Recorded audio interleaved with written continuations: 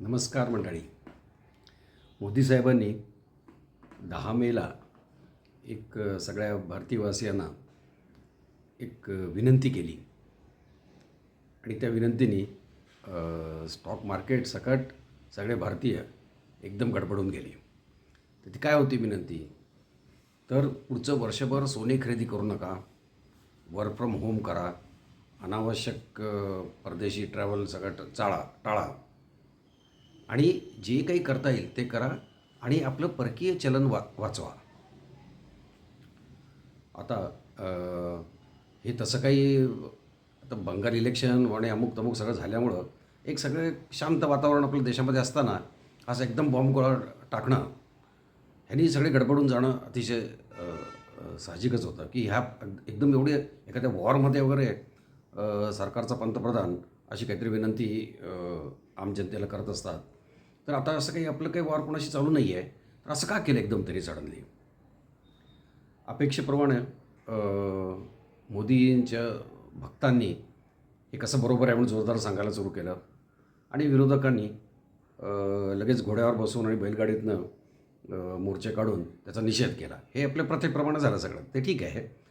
आपण आता त्या प्रथेपेक्षाही आपण ह्या सगळ्याच्या मागचं इकॉनॉमिक्स काय आहे, हे काय प्रकार आहे आणि हे का सांगितलं असेल भारत सरकारने आणि मोदी साहेबांनी, ह्याचं थोडंसं ॲनालिसिस आज आपण करण्याचा प्रयत्न करूया. नमस्कार मंडळी, मी रवींद्र गोखले. वित्त विवेचन याच्या आजच्या भागामध्ये आपलं सगळ्यांचं मनापासून स्वागत. तर हे इकॉनॉमिक्स बघण्याच्या आधी आपल्या सगळ्यांचा आवडीचा जो विषय आहे, ज्याला मोदी साहेबांनी हात घातला आहे, की पुढचं वर्षभर सोने खरेदी करू नका अशी त्यांनी विनंती केली. तर सोने खरेदी हा भारतीयांसाठी आपल्या सगळ्यांनाच माहिती आहे, हा काही कुठला सोनं हा काही आपल्यासाठी कुठलं इंडस्ट्रीयल काही रिक्वायरमेंट आहे किंवा आणखीन काही देशाच्या अत्यंत गरजेचं काही खरेदी आहे असं नाही आहे. तर हे more of A sentimental purchase, म्हणजे आपल्या भावना त्याच्यात अडकलेल्या असतात भारतीयांच्या. सोनं खरेदी हा एक भावनेचा आपल्यासाठी खेळ आहे, हे आपल्या सगळ्यांना माहिती आहे की त्यासाठी सोनं खरेदीला आपण नुसतं कारणं शोधत असतो. म्हणजे कोणाचा वाढदिवस असेल, आपली नातवाची मुंज असेल, कोणाचं लग्न आहे आणि काहीच नसलं तर गुरुपुष्य राहायचं आहे आपल्यासाठी सोने खरेदीसाठी. त्यामुळे कारणं शोधून आपण भारतीय लोक सोनं खरेदी करत असतात. तर आता हे जे सोनं खरेदी करतो आपण, हे सोनं येतं कुठं? मग आपण नुसतं म्हणतो की आपण मी पैसे घेऊन गेलो, मला काय एक वळं घ्यायचं आहे, एक 10 ग्रॅम किंवा 1 ग्रॅम सोनं घ्यायचं आहे म्हणून मी आपल्या सोनाराकडे गेलो. तो जो म्हणेल त्या दिवशीचं जो ती प्राईस, आपण काय ते का बघत नाही, बोलत नाही किंवा काही नाही, तेवढे पैसे देतो आणि सोनं घरी घेऊन येतो. पण येतं कुठलं सोनं आपल्याला काय घेणं देणं नाही. त्यामुळे आपल्याला नक्कीच ते वाटणार की अरे, मी एवढं माझ्या खिशातले पैसे टाकून मी सोनं घेऊन येतो आहे, याच्या देशाची इकॉनॉमी ह्याच्याच काय संबंध आहे ह्याच्यात? देशाची इकॉनॉमी त्याच्यामुळं कशी काय कमी जाईल, खाली जाईल किंवा वरती जाईल? तर मंडळी, हे जे काही आपण सोनं खरेदी करतो, आपण पैसे सोनावराला देतो, मग सोनार आणतो कुठनं सोनं ते?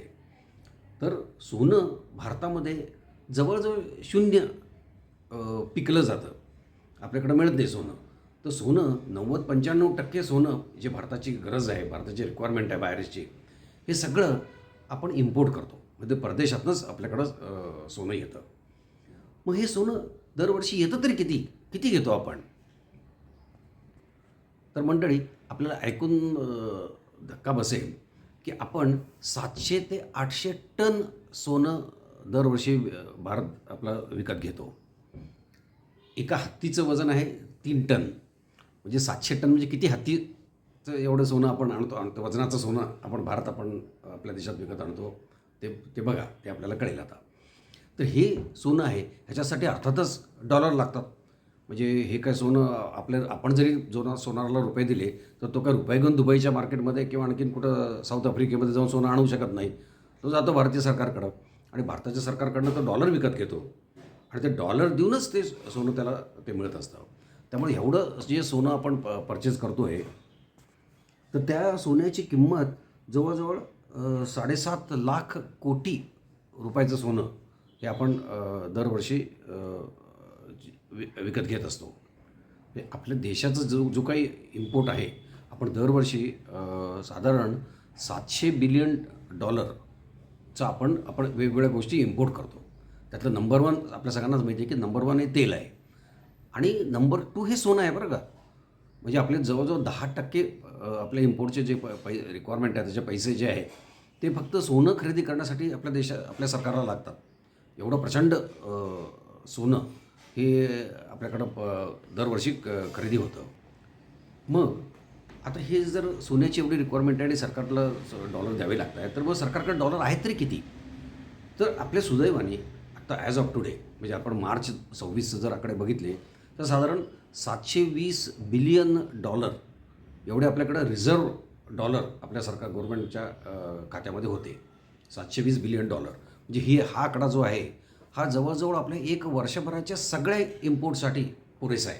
हे जवळजवळ 10 ते 11 महिन्यात आपण जर काही केलं नाही तरी 10 ते 11 महिन्याचं आपलं परचेस जे काही जगभरात आपण जे वेगवेगळ्या गोष्टी खरेदी करतो, तेल असेल, सोनं आहे, बाकी आणखीन काही इम्पॉर्टंट गोष्टी असतील, इलेक्ट्रॉनिक्स असेल, डिफेन्स इक्विपमेंट्स असतील, या सगळ्याचा जे खरेदीचा जो खर्च आहे तोही साधारण $700 बिलियन जवळपास आहे. म्हणजे वर्षभराची आपली सोय तसं बघितलं तर झालेली आहे. मग असं घाबरण्यासारखं काय काय घडलं की ज्याला अशी विनंती करावी लागली? तर 2-3 गोष्टी महत्त्वाच्या आहेत.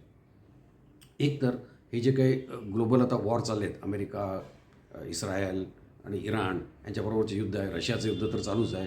ह्याच्यामुळं सोन्याची किमती झपाट्यानेच वाढत गेलेल्या आहेत. ते तर आपल्या सगळ्यांना माहिती आहे. आजच्या घडीला जवळजवळ 1,60,000 रुपये 10 ग्रॅमला वगैरे असं इतका रेट, म्हणजे जो 60,000-70,000 रुपये होता तोळ्याचा रेट, तो आता जवळजवळ 2.5 पट एवढा वाढलेला आहे. हे तर आपल्या सगळ्यांना माहितीच आहे. त्यामुळे ते 2.5 पट आपल्या डॉलरची रिक्वायरमेंट ही नक्कीच सरकारची आता तेवढी वाढत चालली आहे. पण आपली ऐपत तेवढी नाही आहे. आपल्या कमाई डॉलरची एवढी होत नाही. कारण आज जर बघितलं आपण जे काय मी आत्ता म्हटलं तर $700 बिलियन आपण जर जर इम्पोर्ट करतो तर एक्सपोर्ट काय करतो आहे? तर एक्सपोर्ट जेमतेम $400 बिलियन करतो आहे. म्हणजे ही जी गॅपच आहे दोन्हीमध्ये, एक्सपोर्ट आणि इम्पोर्ट. त्यामुळे डॉलरचं अर्निंग कमी आहे, डॉलरचं एक्सपेंडिचर खर्च हा जास्ती आहे आपल्या देशासाठी, जी अतिशय म्हणजे काळजीची गोष्ट नक्कीच आपल्या सरकारसाठी आहे. तर त्याच्यासाठी एकतर एक्सपोर्ट वाढला पाहिजे आणि डॉलरची कमाई वाढत गेली पाहिजे, हे तर आहेच आहे. पण आता सरकार म्हणते की ते तर काही होत नाही आहे आणि तेलाच्या किमती तर ज्या $60 होत्या त्या ऑलरेडी $100 क्रॉस झाल्या आहे. म्हणजे तेलाचं बिल तर ते अशाच झपाट्याने वाढत जाणार आहे. तर आता ह्याला कुठेतरी निदान हे इम्पोर्टला ब्रेक तरी लावणं हे आता सरकारला वाटतं आहे हे गरजेचं आहे. कारण युद्धजन्य परिस्थिती कधी संपेल याचा काही अंदाज नाही आणि सोन्याच्या किमती कमी होतील का नाही तेही माहिती नाही, पेट्रोलच्या किमती कमी होतील का नाही तेही माहिती नाही. तर हा तर डॉलरचा जो खजिना $700 बिलियन आहे तो आता गेल्या एका महिन्याभरातच तो ऑलरेडी $730 बिलियन 680ला आलेला आहे बरं का. म्हणजे ऑलरेडी झपाट्याने गेल्या एक महिना दीड महिन्यामध्ये तो कमी झालेला आहे आणि परिस्थिती अशीच राहिली तर ते अजून झपाट्याने कमी होण्याची संपूर्ण शक्यता आहे. तर ह्या बॅकग्राऊंडवरती मग सरकारला नक्कीच ते वाटलं की जे काही इसेन्शियल इम्पोर्ट्स आहेत, म्हणजे तेल आहे आणखी बाकी गोष्टी त्या तर इम्पोर्ट कराव्याच लागणार आहेत, त्याच्याशिवाय देशाचं गाडी चालणार नाही पुढं.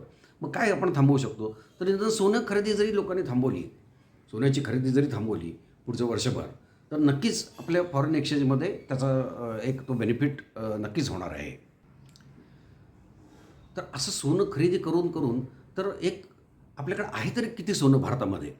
आता हाऊसहोल्ड म्हणजे आपल्या घरगुती सोन्याचा जरी ऑफिशियल हे कोणाकडे नसला, डाटा जरी नसला, तरी सरकार एक त्यांच्याकडचं एक स्टॅटिस्टिक्स तयार करत असतं की बाबा आपण 700 टन सोनं दरवर्षी विकत घेतो आहे, तर त्यातलं अमुक ह्यांना एवढं लागलं, दागिन्यांना एवढं लागलं आणि त्यांच्याकडे डाटा असतो आणि बाकीचं जे काही सोनं आहे ते सगळं घरोघरी लोकांनी विकत घेतलं.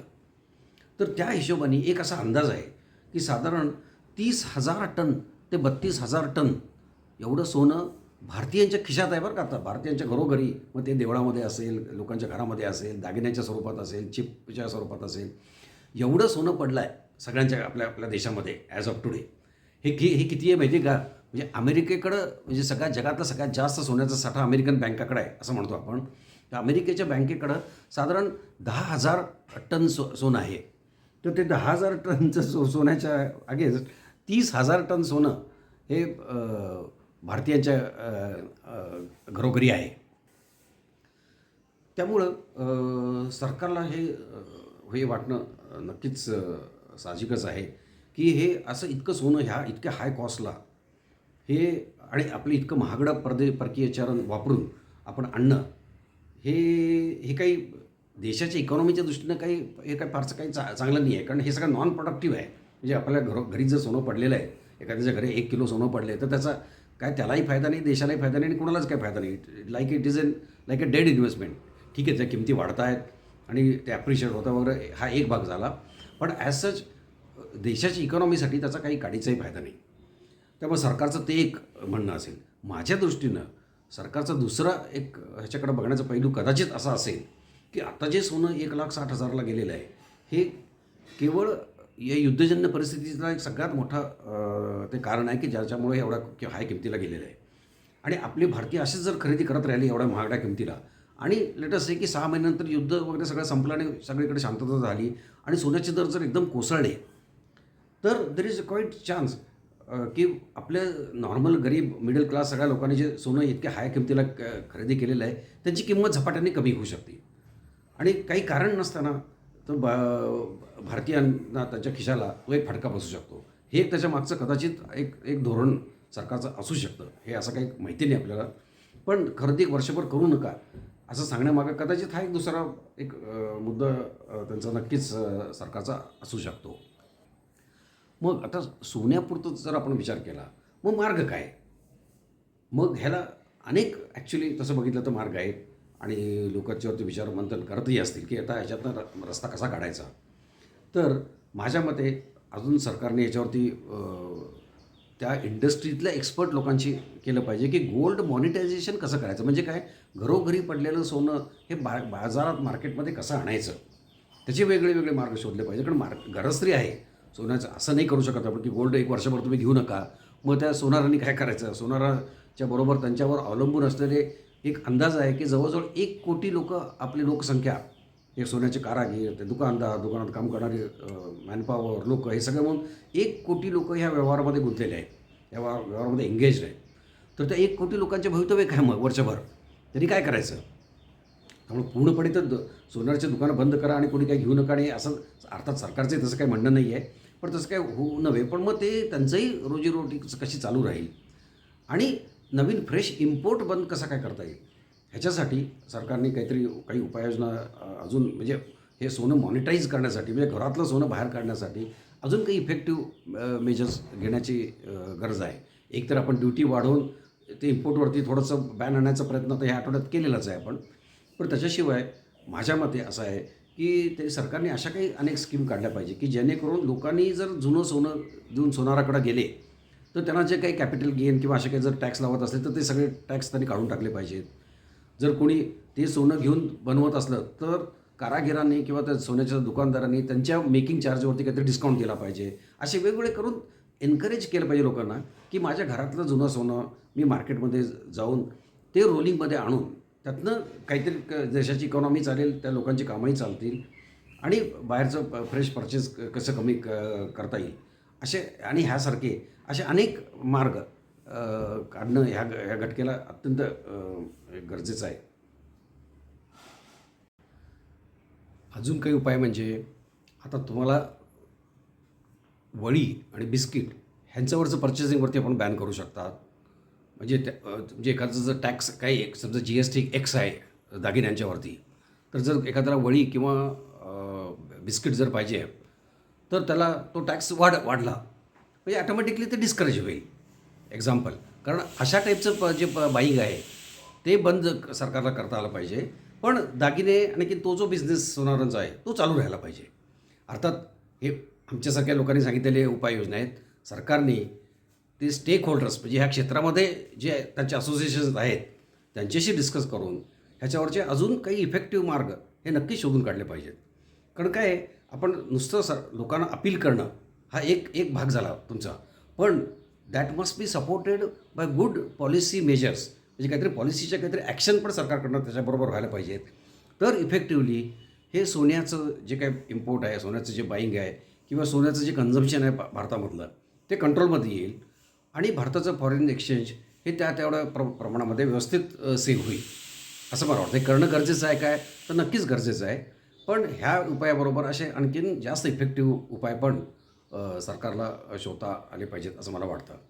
So let us all means proactively support government आणखीन आपल्याकडनं जे काही फॉरेन एक्सचेंज सरकारचं वाचवण्यासाठी जे काही करू शकतो त्या उपाययोजना आपण नक्कीच करू.